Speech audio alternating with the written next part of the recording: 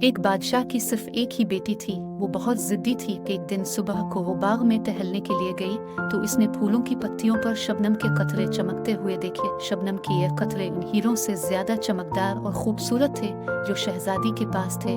शहजादी सीधी महल में वापस आई और बादशाह से कहने लगी, मुझे शबनम का एक ताज बनवा दीजिए। जब तक मुझे ताज नहीं मिलेगा मैं ना कुछ खाऊंगी ना पीऊंगी। ये कहकर शहजादी ने अपना कमरा बंद कर लिया और चादर ओढ़कर पलंग पर लेट गई।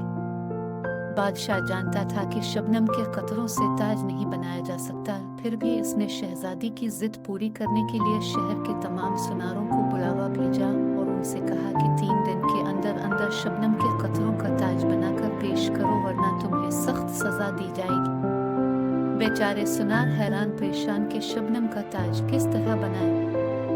इन सुनारों में एक बूढ़ा सुनार बहुत अक्लमंद था। सोचते सोचते इसके दिमाग में एक तरकीब आई। वो दूसरे दिन सुबह को महल के दरवाजे पर गया और सिपाहियों से कहा कि वो शहजादी का ताज बनाने आया है। सिपाही इसे शहजादी के पास ले गए। बूढ़े सुनार ने शहजादी को झुककर सलाम किया और बोला, हुजूर मैं आपका ताज बनाने के लिए आया हूँ, लेकिन मेरी एक छोटी सी दरख्वास्त है। शहजादी ने कहा, कहो क्या कहना चाहते हो? सुनार बोला, अब बाग में चलकर मुझे शबनम के वो कतरे दे दीजिए जिनका आप ताज बनवाना चाहती हैं। जो कतरे आप पसंद करके मुझे देंगी मैं फौरन उनका ताज बना दूंगा। शहजादी सुनार के साथ बाग में गई। फूलों और पत्तों पर शबनम के कतरे जगमगा रहे थे, लेकिन शहजादी ने जिस कतरे को भी छुआ वो इसकी उंगलियों पर पानी की तरह बह गया।